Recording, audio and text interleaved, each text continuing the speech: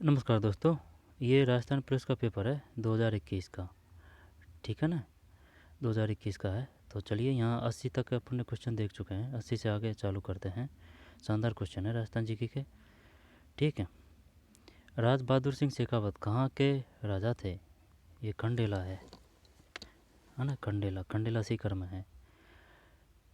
फिर निम्नलिखित में से 1193 में कौन सी घटना हुई जब अजय पाल चौहान को मोहम्मद गौरी ने पराजित किया? जब पानीपत के प्रथम व द्वितीय युद्ध कब हुए थे? नहीं, तराइन के।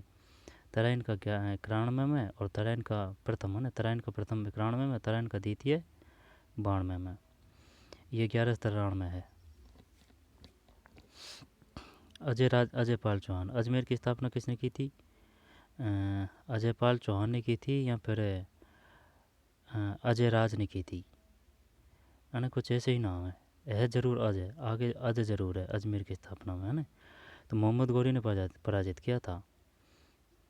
मोहम्मद गौरी ने पराजित किया था 82 में। ये वो है सी।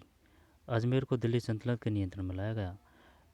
पराजित होने के बाद में अजमेर को दिल्ली सल्तनत के नियंत्रण में लाया गया था। 750 से 1000, इसको राजपूत काल भी कहते हैं, है ना? के दौरान राजस्थान को अधिकांश उत्तरी भारत पर निम्नलिखित में किसने शासन किया था? जब तरराशि में ये डी है, प्रतिहार, है ना? प्रतिहार। ठीक, प्रतिहार है। चित्तौड़गढ़ के विषय में निम्नलिखित में से कौन सा कथन सही नहीं है? बप्पा रावल सिसोदिया राजवंश के संस्थापक थे।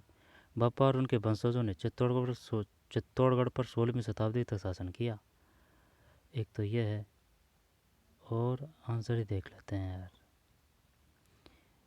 84, 84 में डी है ना? यानी कि सही बताना है अपन को, कौन सा कथन सही नहीं है। हाँ, ये डी नहीं है, तो बाकी सब 3 काम के हैं। बप्पा रावल सिसोदिया राजवंश के संस्थापक थे। सिसोदिया राजवंश कहाँ था? मेवाड़ में, है ना? मेवाड़, ये चित्तौड़गढ़। बप्पा रावल सिसोदिया राजवंश के संस्थापक थे। बताइए, सिसोदिया राजवंश के संस्थापक कौन थे? बप्पा रावल। बप्पा और उनके वंशजों ने चित्तौड़गढ़ पर 16वीं शताब्दी तक शासन किया। 16वीं शताब्दी तक, सही बात है। इसके बाद में यह एक जलाशय है और वर्तमान में भीमलत के नाम से भी जाना जाता है। यह एक जलाशय है। यहाँ एक ऐसे, ये यह नहीं, यहाँ ये आएगा। यहाँ एक जलाशय है, यहाँ एक जलाशय है और वर्तमान में भीमलत के नाम से भी जाना जाता है। भीमलत। 15वीं शताब्दी में यह मौर्य राजपूतों द्वारा शासित था और 1567 ईस्वी तक मेवाड़ की राजधानी बना रहा। मेवाड़ ने तब अपनी राजधानी को उदयपुर स्थानांतरित कर दिया। दोबारा देख ले। यह एक जलाशय है और वर्तमान में भीमलत के नाम से जाना जाता है। यह एक जलाशय है, यहाँ एक जलाशय है, ये सही है। और वर्तमान में भीमलत। बताइए, निम्नलिखित में से कौन सा दुर्ग भीमलत के नाम से जाना जाता है? भीमलत। और वर्तमान में भीमलत के नाम से जाना जाता है ना? ये चित्तौड़गढ़ में है जो जलाशय। 15वीं शताब्दी में यह मौर्य राजपूतों द्वारा शासित था और 1568 ईस्वी तक मेवाड़ की राजधानी बना रहा। मेवाड़ ने तब अपनी राजधानी को उदयपुर स्थानांतरित कर दिया। दोबारा देख लें। 15वीं शताब्दी में यह मौर्य राजपूतों द्वारा शासित था।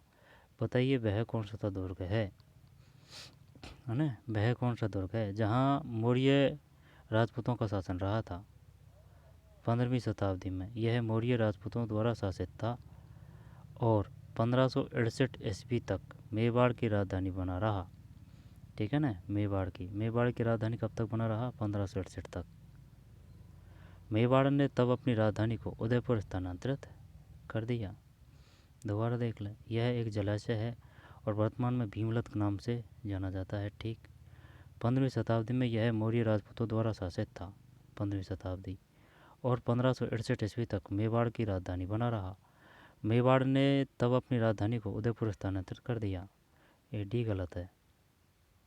ये 1303 में ये बहादुर शाह ने नहीं, अलाउद्दीन खिलजी ने आक्रमण किया था, है ना? अलाउद्दीन खिलजी में और गौरी में चक्कर मत पाड़ देना, है ना? गौरी तो पहले है, मोहम्मद गौरी पहले है। अलाउद्दीन खिलजी बाद में है, पृथ्वीराज तो वहाँ ना रानी पद्मिनी, वो अलाउद्दीन खिलजी।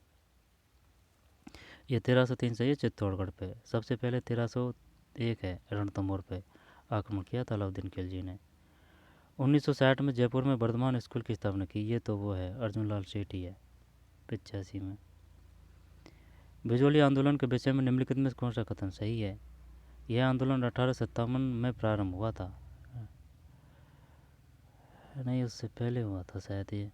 इसका नेतृत्व साधु सीताराम ने किया था। राव गोपाल सिंह बिजोलिया के सरदार थे। कृष्ण सिंह ने किसानों पर 64 कर लगाए थे, ये और सब सही है ना। इसका नेतृत्व साधु सीताराम ने किया, ये भी सही है। राव गोपाल सिंह बिजोलिया के सरदार थे। 86 ये गलत है, ये गलत है। इसका नेतृत्व साधु सीताराम ने किया था, विजय सिंह पथिक ने किया था। सही, विजय सिंह पथिक ने किया था 86 में भी। बिजोली आंदोलन के विषय में निम्नलिखित में से कौन सा कथन सही है? यह आंदोलन 1857 में आरंभ हुआ था।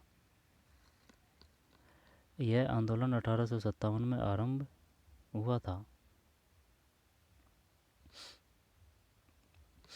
100 साल तक चला था ये, ठीक। बिजोली आंदोलन, इसका नेतृत्व साधु सीताराम दास, तो इसका मतलब यह है साधु सीताराम दास नहीं है, विजय सिंह पथिक है।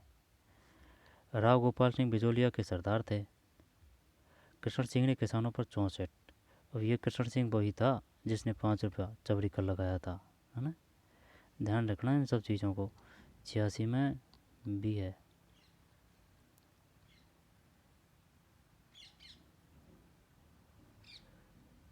क्या कह रहा है ये हैं? 86 में गलती कर रहे हैं अपन। 86 में भाई बिजोली आंदोलन के विषय में निम्नलिखित में कौन सा कथन सही है? यानी कि ये सही है साधु सीताराम दास, तो ये गलत है। राव गोपाल सिंह बिजोलिया के ये भी गलत है। कृष्ण सिंह ने किसानों पर, ये भी गलत है। अच्छा, बिजोली आंदोलन के विषय में निम्नलिखित में से कौन सा कथन सही है? सही है, नहीं कर दिया ना। 86 में भी इसका नेतृत्व साधु सीताराम दास ने किया था। हाँ, तभी तो मैं बोलूँ कि भाई क्या है ये।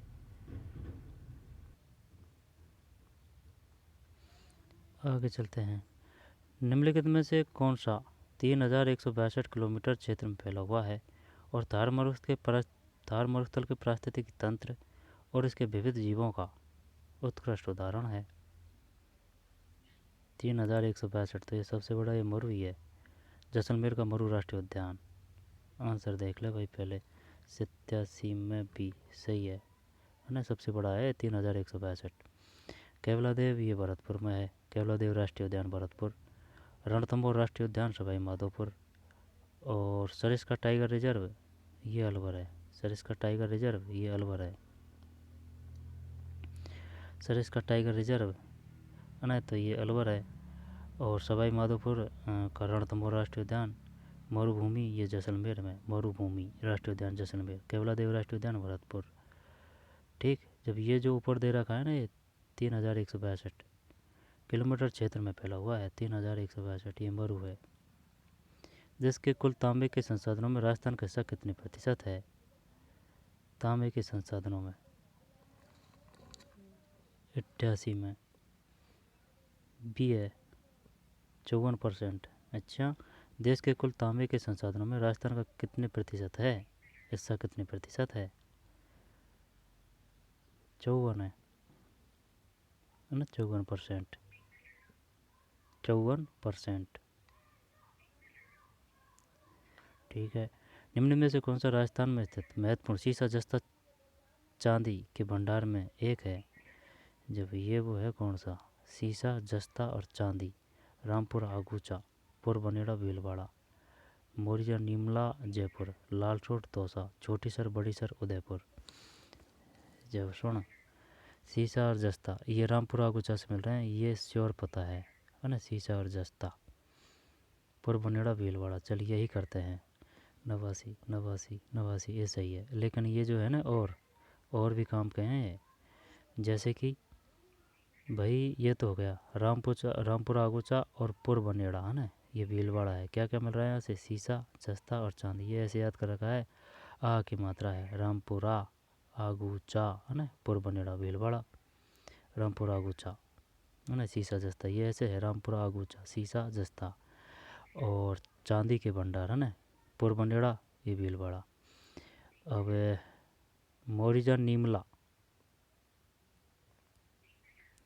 मोरिजन नीमला कहाँ है?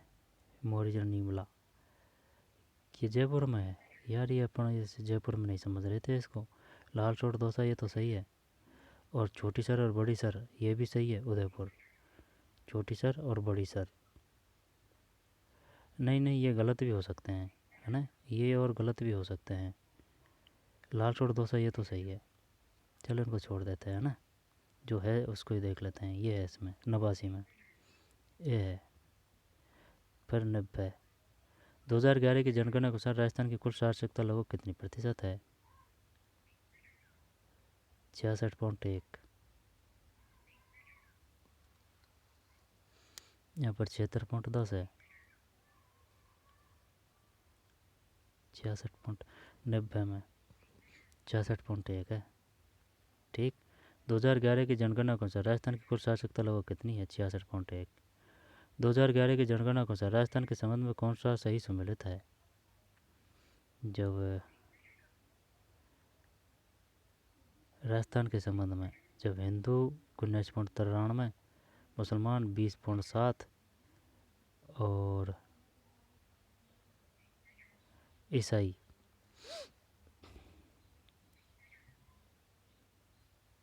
91 में डी है। कौन सा सही सम्मिलित है सिर्फ? तो ये क्या है, और सही सम्मिलित नहीं है? 91 में डी। 2011 की जनगणना के अनुसार राजस्थान के संबंध में कौन सा सही सम्मिलित है? ये सही है। ये इसने ना ओटा सोटा कर रखा है शायद, होने को तो हिंदू सबसे ज़्यादा हैं है ना, इसके बाद मुसलमान है, फिर शायद ईसाई है राजधानी भारत में ना। ये राजस्थान की बात कर रहा है, कौन सा सही है? चल 91 में डी है, सिख। राजस्थान के निम्नलिखित जिलों में से जनसंख्या वितरण के बढ़ते क्रम के संबंध में दिए गए सही विकल्प की पहचान करें। 92 में ए है। राजस्थान के विभिन्न जिलों में जनसंख्या वितरण के बढ़ते क्रम के संबंध में दिए गए सही विकल्प की पहचान करें। बीकानेर, फिर अजमेर, फिर जोधपुर, फिर जयपुर। जनसंख्या वितरण के बढ़ते क्रम के संबंध में तो बीकानेर से ज़्यादा अजमेर में, अजमेर से ज़्यादा जोधपुर में, जोधपुर से ज़्यादा जयपुर में।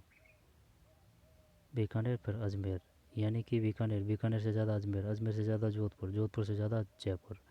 निम्नलिखित में से कौन सा चयनित वस्तु एवं सेवा के खुदरा मूल्यों के सामान्य स्तर में समय के साथ परिवर्तनों को मापने के लिए निर्मित किया गया है, जिसे परिवार उपभोग के उद्देश्य से खरीदते हैं? 93 में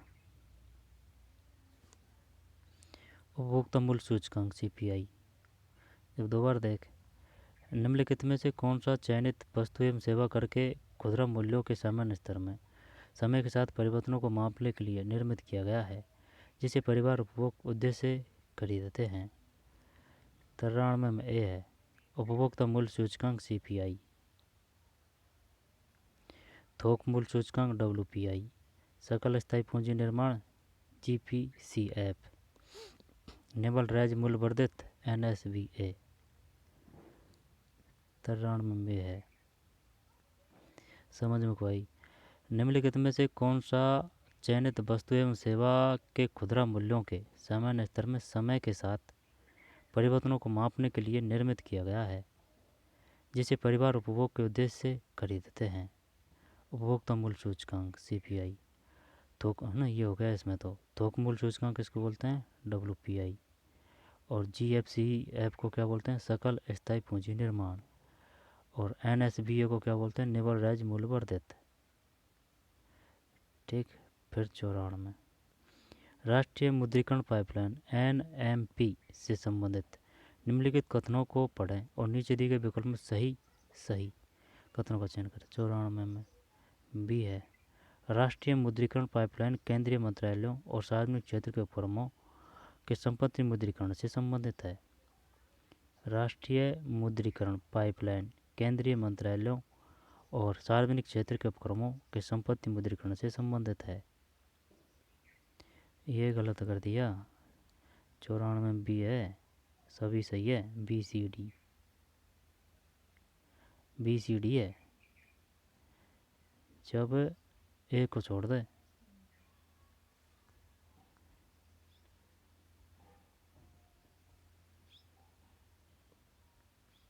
BCD।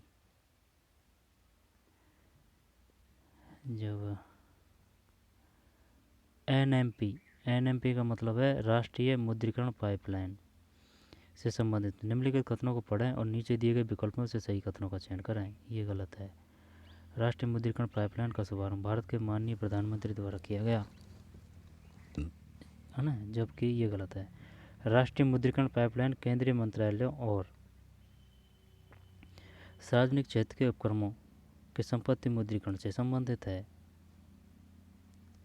राष्ट्रीय मुद्रीकरण पाइपलाइन, राष्ट्रीय मुद्रीकरण पाइपलाइन केंद्रीय मंत्रालयों और सार्वजनिक क्षेत्र के उपक्रमों के संपत्ति मुद्रीकरण से संबंधित है। दिशा निर्देश और योजना नीति आयोग द्वारा विकसित की गई है। दिशा निर्देश और योजना, राष्ट्रीय मुद्रीकरण पाइपलाइन 4 साल की अवधि के लिए है। राष्ट्रीय मुद्रीकरण पाइपलाइन 4 साल की अवधि के लिए है। दिशा निर्देश और योजना नीति आयोग द्वारा विकसित की गई है। राष्ट्रीय मुद्रीकरण पाइपलाइन केंद्रीय मंत्रालयों और सार्वजनिक क्षेत्र के उपक्रमों के संपत्ति मुद्रीकरण से संबंधित है। मोड़ से भारत के किस राज्य की नृत्य शैली है?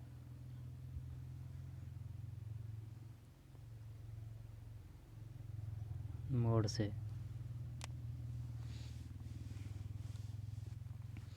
कोई अता पता नहीं है। 95 में बी नागालैंड है। मोड़ से भारत के किस राज्य की नृत्य शैली है? नागालैंड। ठीक। मोड़ से भारत के किस राज्य की नृत्य शैली है? नागालैंड है ना। मोड़ से नागालैंड। कैनेलो अल्वारेज किस खेल से संबंधित है? ए मुक्केबाजी। फिर 999 ईस्वी में कंदेरिया महादेव मंदिर का निर्माण किसने करवाया था? कंदेरिया महादेव का मंदिर ये है राष्ट्रकूट वंश के राजा गोविंद तृतीय द्वारा, और कोई नहीं लग रहा है ना। कंदेरिया महादेव का। यहाँ पर चंदेल वंश के राजा धंगदेव। चल ये गोविंद तृतीय ही करते हैं। 97 में गलत है। डी है। 999 ईस्वी में कंदेरिया महादेव मंदिर का निर्माण किसने करवाया था? चंदेल वंश के राजा धंगदेव। धंगदेव किस वंश से संबंधित है? चंदेल वंश के। ठीक है, ये तो हो गया, क्लियर है। लेकिन ये भी काम के हैं। कलचोरी वंश से संबंधित है राजा शंकरण तृतीय। राष्ट्रकूट वंश से संबंधित है राजा गोविंद तृतीय। गुजर प्रतिहार से संबंधित है राजा मिहिर भोज। जब कलचोरी वंश से राजा शंकरगण तृतीय है ना। कलचोरी वंश से राजा शंकरगण तृतीय।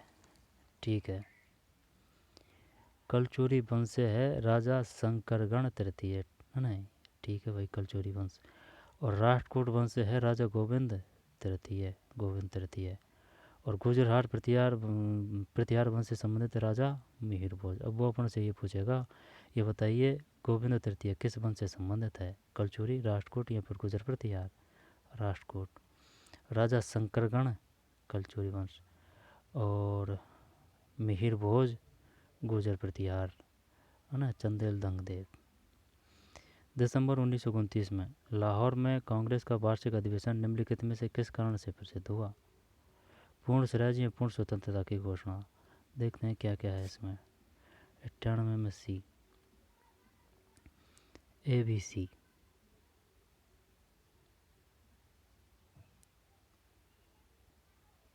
ए बी सी है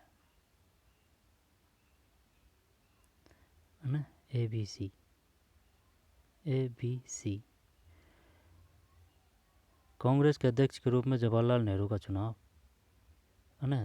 ये बताइए ये जो लाहौर अधिवेशन हुआ है 98 में सी, है ना, जब ये जो लाहौर अधिवेशन हुआ है ये कब हुआ था? ये हुआ है दिसंबर में, है ना, दिसंबर 1929 में। लाहौर में कांग्रेस का वार्षिक अधिवेशन निम्नलिखित में से किस कारण से हुआ? और वो पूछ चुका है। बताइए ये जो 1929 का दिन हुआ है वह कहाँ हुआ है? लाहौर में, है ना। यहाँ पर जो स्वराज की घोषणा की गई थी वह किस अधिनियम में की गई थी? 1929 दिसंबर। किसी भी तरह से दे सकता है वो क्वेश्चन। दिसंबर 1929, है ना, दिसंबर, दिसंबर सही है, दिसंबर 1929 में हुआ था। और जो संविधान सभा की थी उसकी बैठक हुई थी 9 दिसंबर 1942। नहीं नहीं, 42 नहीं है, 46 है, 46, है ना। 9 दिसंबर 1946 को हुई थी संविधान सभा की प्रथम बैठक। अब ये दिसंबर 1949 में लाहौर में कांग्रेस का वार्षिक अधिवेशन निम्नलिखित में किस कारण से प्रसिद्ध था? कांग्रेस के अध्यक्ष के रूप में जवाहरलाल नेहरू का चुनाव, एक तो ये है। पूर्ण स्वराज्य या पूर्ण स्वतंत्रता की घोषणा, एक ये है। रावी नदी के तट पर भारतीय स्वतंत्रता का ध्वज फहराना, एक ये है। विकल्पों में से पश्चिम से पूर्व की ओर हिमालय के हिमनदों का सही क्रम चुनिए। पश्चिम से पूर्व 99 में बी है। जैसे कि ये भारत है ना। अब पश्चिम, ये पश्चिम, पश्चिम से इधर पूर्व जाना है अपन को। हिमालय के हिमनदों ना, हिमालय के हिमनदों, पश्चिम से पूर्व। हिमालय के हिमनदों का सही क्रम चुनिए। बटूरा हिमनद, इस्पर हिमनद, बियापो हिमनद, सियाचिन हिमनद। पता नहीं है यार। बटूरा हिमनद, इस्पर हिमनद, बियापो हिमनद, सियाचिन हिमनद। भारतीय दंड संहिता 1860 की धारा 354 के अनुसार कोई भी व्यक्ति किसी महिला पर अत्याचार के इरादे से या यह जानते हुए कि उससे उसका सील भंग होगा हमला करता है या आपराधिक बल का प्रयोग करता है तो उसे या तो कारावास जिसकी अवधि तक हो सकती है या अर्थदंड दिया जाएगा या फिर कारावास अर्थदंड दोनों से दंडित किया जाएगा। 100 में सी है, 2 वर्ष। जेड को सड़क पर हीरे की अंगूठी मिलती है। जेड को सड़क पर हीरे की अंगूठी मिलती है जो किसी व्यक्ति के अधिकार में नहीं है। वह अंगूठी के मालिक को खोजने की कोशिश नहीं करता और अंगूठी बेच देता है। जेड ने कैसे कार्य किया है? 101 में संपत्ति की बेईमानी से हेराफेरी।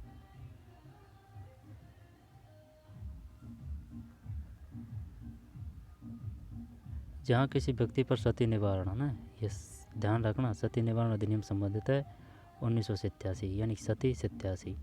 धारा 4 के तहत अपराध का मुकदमा चलाया जाता है। यह साबित करने का दायित्व उसने उस धारा के तहत अपराध नहीं किया। 103 में सी है, आरोपी व्यक्ति पर होगा, अपराध नहीं किया था।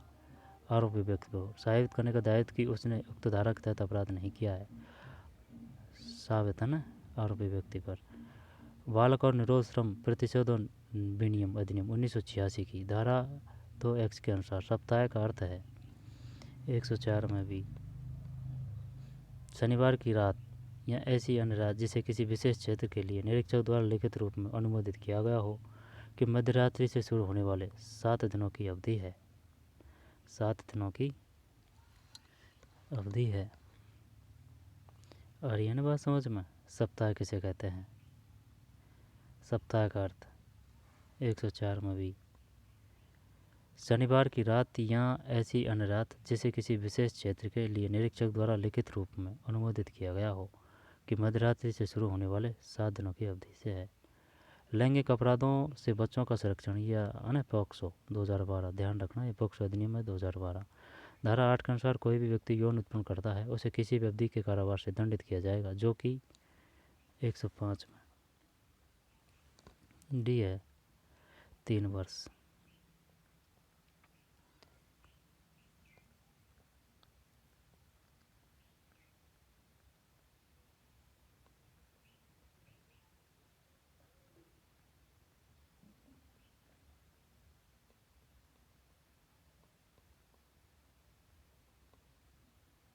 जी के देखना है सर, अभी कंप्यूटर है शायद।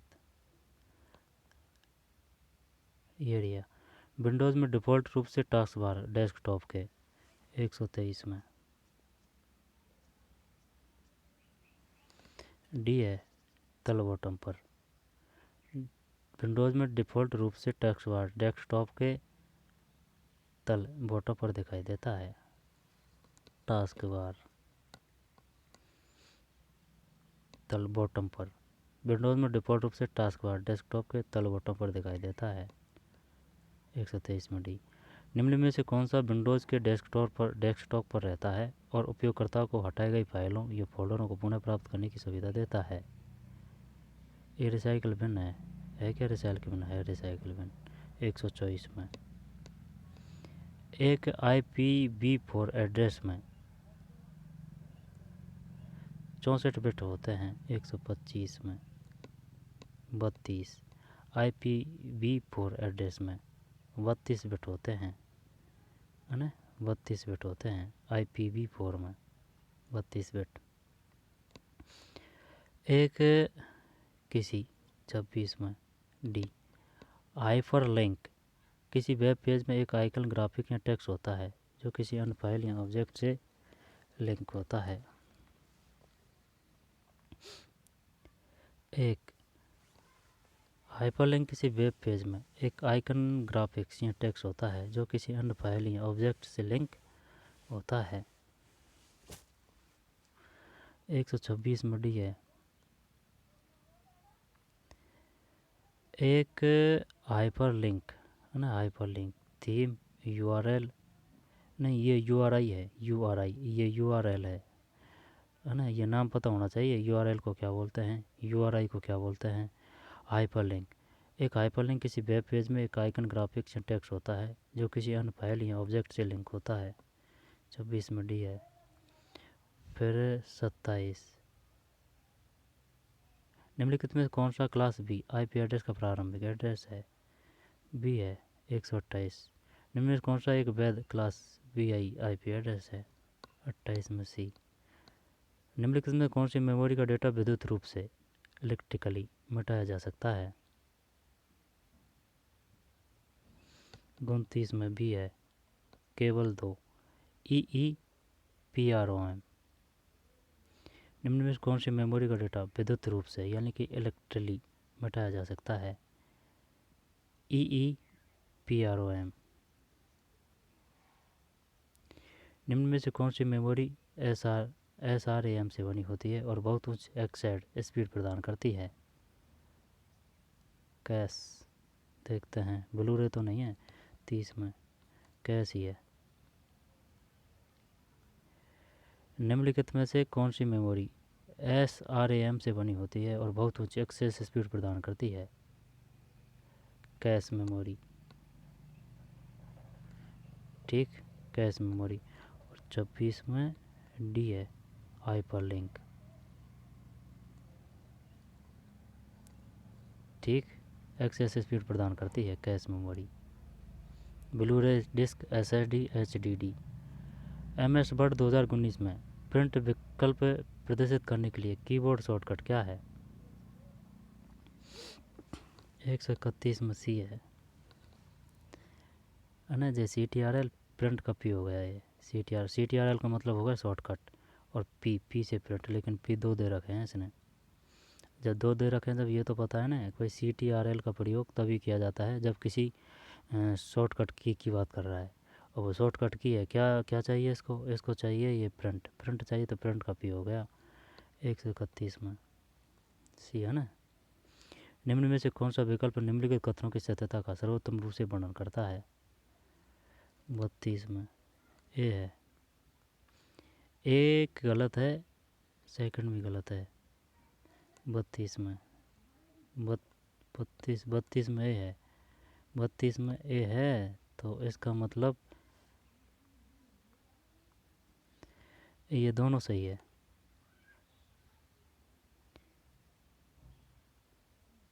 जब एक लाइट पेन की नोक को मॉनिटर की स्क्रीन पर ले जाकर पेन बटन दबाया जाता है तो इसका photo cell sensing element screen के लोकेशन का पता लगाता है और सीपीयू को उससे संबंधित सिग्नल भेजता है। चूँकि ट्रैकबॉल स्थिर होता है इसलिए इसे उपयोग करने के लिए अधिक स्थान स्पेस की आवश्यकता नहीं होती। चूँकि ट्रैकबॉल स्थिर होता है इसलिए इसे उपयोग करने के लिए अधिक स्थान यानी स्पेस की आवश्यकता नहीं होती। निम्न में से कौन सा विकल्प निम्नलिखित कथनों की सत्यता का सर्वोत्तम रूप से वर्णन करता है? जब एक लाइट पेन की नोक को मॉनिटर की स्क्रीन पर ले जाकर फिर पेन बटन दबाया जाता है तो इसका photo cell sensing element screen के लोकेशन का पता लगाता है और सीपीयू को उससे संबंधित सिग्नल भेजता है। चूँकि ट्रैकबॉल स्थिर होता है इसलिए इसे उपयोग करने के लिए अधिक स्थान स्पेस की आवश्यकता नहीं होती। दोनों सही है।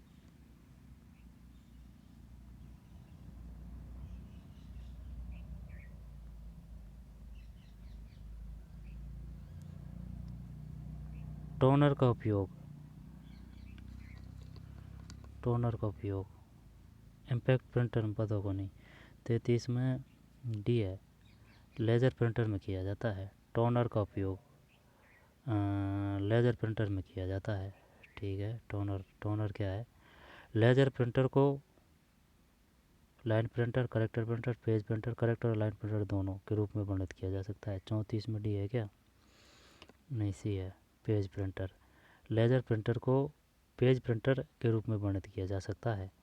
134 में सी। लेज़र प्रिंटर को पेज प्रिंटर के रूप में वर्णित किया जा सकता है। Page printer. टोनर का उपयोग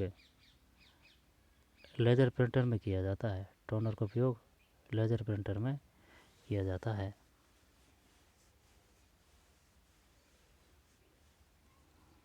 दोबारा देख। टोनर का उपयोग टोनर का उपयोग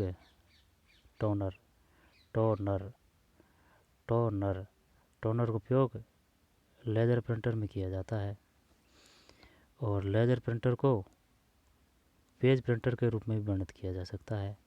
ये प्रिंटर है भाई। आ जाएंगे 33 में डी, 34 में सी। लेज़र है ना, टोनर का लेज़र और लेज़र प्रिंटर को पेज प्रिंटर के रूप में। आगे चलते हैं 35। पावर पॉइंट स्लाइड का उपयोग करके बड़ी संख्या में दर्शकों को प्रस्तुति देते समय निम्न में कौन सा बहुत उपयोगी होता है? 35 में ए है प्रोजेक्टर। पावर पॉइंट स्लाइड का उपयोग करके बड़ी संख्या में दर्शकों को प्रस्तुति प्रेजेंटेशन देते समय निम्न में कौन सा बहुत उपयोगी होता है? प्रोजेक्टर। सही है। प्रोजेक्टर में बड़ी संख्या में दिखा सकते हैं अपन इसके माध्यम से। प्रोजेक्टर। ठीक। पावर पॉइंट स्लाइड का उपयोग करके बड़ी संख्या में दर्शकों को प्रस्तुति प्रेजेंटेशन देते समय निम्न में कौन सा बहुत उपयोगी होता है? 35 में ए। निम्न में से कौन सा ऑपरेटिंग सिस्टम कार्य सिस्टम में कई प्रक्रियाओं प्रोसेस के निष्पादन के प्रबंधन से संबंधित है? 36 में डी है प्रोसेस प्रबंधन।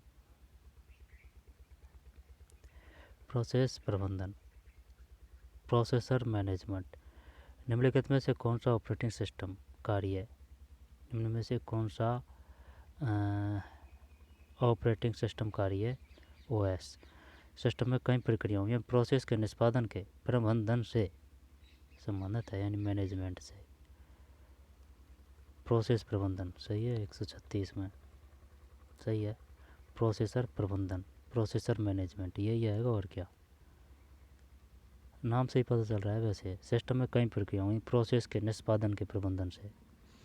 निम्नलिखित में से कौन सा विकल्प निम्नलिखित कथनों की सत्यता का सर्वोत्तम रूप से वर्णन करता है। 37 में डी है।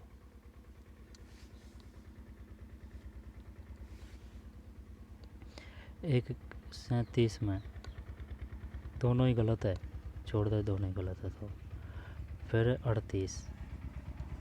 38 में एक MX वर्कशीट में जिसमें AI और B2 क्रमशः F और 2 हो और बाकी सभी सेल खाली हो तो एक्सेल 1 और D4 का परिणाम क्या होगा। 38 में भी है। एक निम्नलिखित विकल्पों में से कौन पानीपत की दूसरी लड़ाई में एक दूसरे के आमने सामने प्रतिद्वंदी थे। कौन सी लड़ाई की बात कर रहा है। पानीपत की दूसरी लड़ाई। पानीपत की दूसरी लड़ाई, पानीपत की ये है ना, सुन मेरी बात, ये कंफ्यूज करेंगे। एक तो तराइन, तराइन तराइन है ना, तराइन वो 1191 वाला है ना। एक तो ये 1191 है ना, ये प्रथम होगा तराइन का प्रथम, और तराइन का द्वितीय 1192। ठीक है, ये तराइन हो गया। और ये थर्ड की बात आ रही है, सुन मेरी बात। एक बात बता भाई, जैसे कि तराइन का युद्ध हो रहा है, कौन सा तराइन का युद्ध, ये 1191 1192, तो इसको क्या एक युद्ध माना जाएगा। नहीं, अलग अलग है। जैसे कि तराइन का तो 91 में हो गया एक तो, और 1192 में, फिर 92 में हो गया है ना, ये द्वितीय है, तो यानी 2 हो गए तराइन। तो तृतीय युद्ध का तो क्या मतलब है, तो तृतीय युद्ध का मतलब है 1526। तो 1526 वो वाला किसका, बाबर वर्सेज लोधी है ना, लोधी, जब मुग़लों की सत्ता स्थापित नहीं हुई थी दिल्ली में, वही है ये। जब पानीपत की दूसरी लड़ाई में एक दूसरे के सामने प्रतिद्वंदी थे। पानीपत, जब ये अपन से किसकी पूछ रहा है, पानीपत का, तो क्या बताना चाह रहा था मैं कि पानीपत में और तराइन में कन्फ्यूज मत हो जाना। तराइन का तो होगा 1191 में प्रथम, 1192 में द्वितीय, तराइन द्वितीय युद्ध। और तृतीय जो युद्ध है वो 1526 का है। फिर 1527 का होता है वो खानवा वर्सेज, खानवा मान बाबर सांगा वर्सेज, बाबर और सांगा वर्सेज है ना। 1526 का वो आ जाएगा तराइन का तृतीय युद्ध। अब ये पानीपत की बात कर रहा है और दूसरी लड़ाई की बात कर रहा है। ठीक, तो इसमें आ जाएगा कौन सा। यार मैं गलत बता रहा हूँ। पानीपत ये तो तराई है ना, तराइन, ये 1 और 2 यानी कि 1191 1192 ठीक है। लेकिन जो ये 1526 है ना, 1526, ये 1526 वाला, ये पानीपत का है, ये तराइन का युद्ध नहीं है। जब ये हुआ है बाबर वर्सेज लोधी, ठीक, और 27 का खानवा वर्सेज वो है बाबर है। हाँ, तो ये 26 है, ये पानीपत का नहीं है, वो ये तराइन का नहीं है, ये पानीपत का है। 1526 पानी, तराइन का तो यही है 91 और 92 है ना। तराइन का सिर्फ 91 92 और कोई दिक्कत वाली नहीं है। तो तराइन तो हो गया 91 92। अब ये पानीपत है तो 1526 है। और फिर एक दूसरा हुआ था वो हेमूर विक्रमादित्य में है ना, 1526, वो शायद 1576 है। और फिर एक और हुआ था बाद में फिर है ना, तो वो शायद 1876 है या फिर 1776 कुछ ऐसे है, 1776 शायद वो 139 में ये है। पानीपत की दूसरी लड़ाई में एक दूसरे के आमने सामने थे अकबर और हेमू। सही है। पानीपत का प्रथम हो गया किसके, बाबर वर्सेज इब्राहिम लोदी। और तराइन 1191 में 1192 में प्रथम और द्वितीय। और पानीपत का प्रथम हो गया ये बाबर वर्सेज इब्राहिम लोदी, और ये द्वितीय की बात है हेमू वर्सेज अकबर, एक दूसरे के आमने सामने प्रतिद्वंदी थे।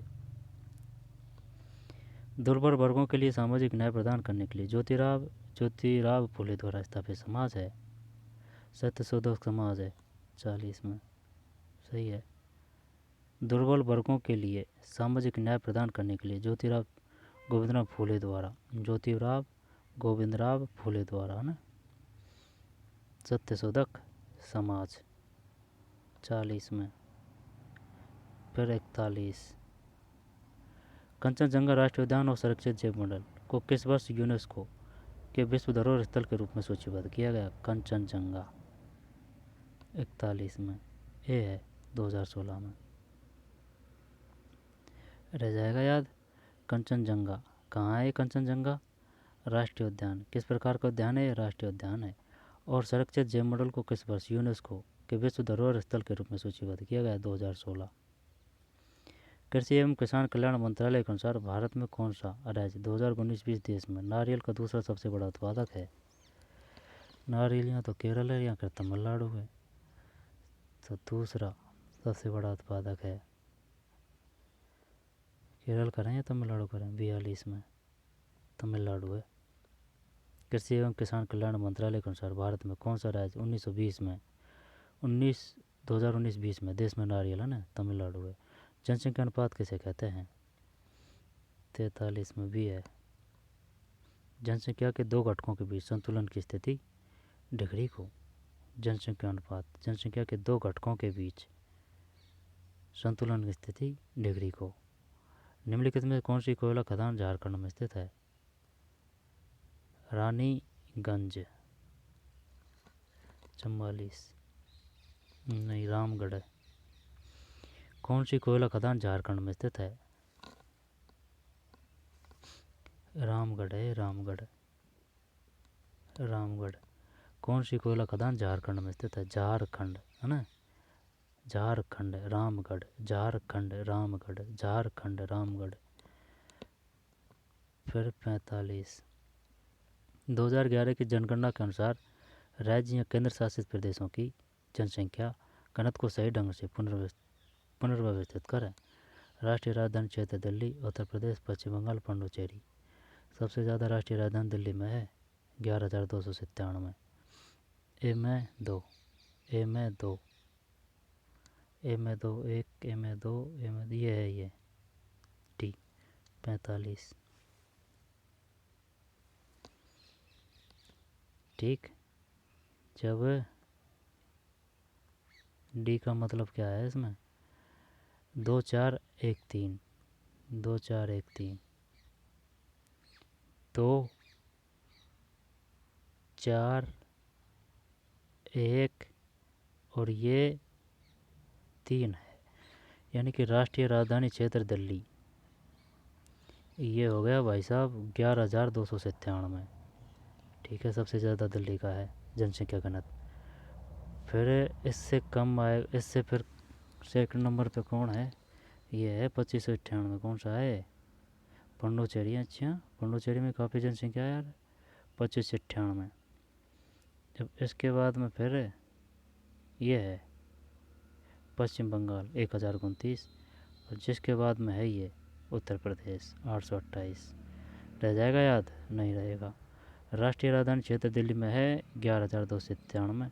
ठीक है, अब उत्तर प्रदेश में है नहीं, फिर ये देख, ये है, फिर ये 2598 किसका है? 2598 पुडुचेरी का है। फिर पुडुचेरी से फिर कम है पश्चिम बंगाल का है 1029 है ना, पश्चिम बंगाल का है 1029। इसके बाद में ये 828 उत्तर प्रदेश का है। भारत का कौन सा राज्य देश में टिन ऐश का एकमात्र उत्पादन है? टिन टिन क्या ये उड़ीसा करें हैं, या फिर छत्तीसगढ़ करें? 46 में छत्तीसगढ़ है। भारत का कौन सा राज्य देश में टिन ऐश का एकमात्र उत्पादक है? एकमात्र की बात कर रहा है, जब ये ध्यान होना चाहिए। भारत का कौन सा राज्य देश में टिन ऐश का एकमात्र उत्पादक है? छत्तीसगढ़। भिलाई छत्तीसगढ़ में ही है। बोकारो, दुर्गापुर, राउरकेला पता होना चाहिए कहाँ कहाँ है। पीएम गति शक्ति से संबंधित निम्नलिखित कथनों को पढ़िए और दिए गए विकल्पों से सही कथन का चयन कीजिए। 47 में ए है, और थोड़ी कछु ये ए में, हाँ 47 ए है ये, तो इसका मतलब ABC है। पीएम गति शक्ति से संबंधित, जब यह मल्टी मॉडल कनेक्टिविटी के लिए एक राष्ट्रीय योजना है, यह मल्टी मॉडल कनेक्टिविटी के लिए एक राष्ट्रीय योजना है। यह 16 मंत्रालयों को एक डिजिटल मंच के अंतर्गत लाता है। यह मल्टी मॉडल कनेक्टिविटी के लिए एक राष्ट्रीय योजना है। यह 16 मंत्रालयों को एक डिजिटल मंच के अंतर्गत लाता है। यह कार्यक्रम आर्थिक क्षेत्रों के अंतर्गत अतिरिक्त रेल, अंतर्देशीय जलमार्ग और बंदरगाहों को एकीकृत करेगा। यह कार्यक्रम आर्थिक क्षेत्रों के अतिरिक्त रेल, अंतर्देशीय जलमार्ग और बंदरगाहों को एकीकृत करेगा। किसके बारे में है ये? पीएम गति शक्ति से संबंधित। पीएम गति शक्ति से संबंधित निम्नलिखित कथनों को पढ़िए। यह मल्टी मॉडल कनेक्टिविटी के लिए एक राष्ट्रीय योजना है। यह 16 मंत्रालयों को एक डिजिटल मंच के अंतर्गत लाता है। 16 मंत्रालयों को। यह कार्यक्रम आर्थिक क्षेत्रों के अतिरिक्त रेल, अंतर्देशीय जलमार्ग और बंदरगाहों को एकीकृत करेगा। ABC है इसमें। तो समोच्चे और लोसार भारत के किस हिस्से में मनाए जाने वाले त्यौहार है? लद्दाख है या अरुणाचल प्रदेश है? 48 में लद्दाख है भाई, लद्दाख। दो समोच्चे और लोसार, दो समोच्चे और लोसार भारत के किस हिस्से में मनाए जाने वाले त्यौहार हैं? दो समोच्चे और लोसार है ना, लद्दाख। लो से ले लद्दाख, लोसार लद्दाख, लोसार लद्दाख। दो समोच्चे लोसार लद्दाख, लो ले लोसार, ले से लद्दाख है ना। लोसार कहाँ है? लद्दाख। ये क्या है? ये दो समोच्चे और लोसार, ये त्यौहार है, ये है ना। दो समोच्चे और लोसार, दो समोच्चे और लोसार क्या है? ये त्यौहार है। कहाँ मनाए जा रहे हैं? लद्दाख में। मीराबाई चानू ने टोक्यो ओलंपिक, अब तो 24 का आएगा, 2020 में भारत के किस रजत पदक जीता के लिए रजत जीता? ओलंपिक में उन्होंने जिस खेल का प्रतिनिधित्व किया उसकी पहचान करें। 49 में है महिला भारोत्तोलन। निम्न में किस शासक की सैन्य अभियान के दौरान आकस्मिक विस्फोट से मृत्यु हुई? ये शेरशाह सूरी है। 50 में ना, हाँ शेरशाह सूरी थे भाई ये। और एक और थे जिसकी तोप के ही कारण मृत्यु हो गई थी, तोप फटने से, है ना। निम्नलिखित में किस शासक की सैन्य अभियान के दौरान आकस्मिक विस्फोट से मृत्यु हो गई? शेरशाह सूरी।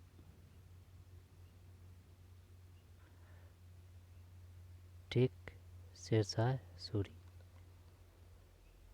निम्न में किस शासक की सैन्य अभियान के दौरान आकस्मिक विस्फोट से मृत्यु हो गई? शेरशाह सूरी। यह पेपर था भाई, लंबा फाड़ दिया इसने लगा दी 2.5 घंटा। ठीक, हाई लेवल का पेपर है, राजस्थान प्लस का है। तो चलिए मिलते हैं कोई और पेपर में। ये पेपर था भाई।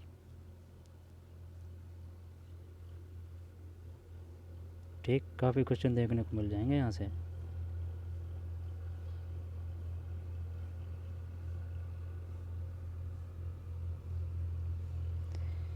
तो चलिए मिलते हैं कोई और पेपर में। धन्यवाद।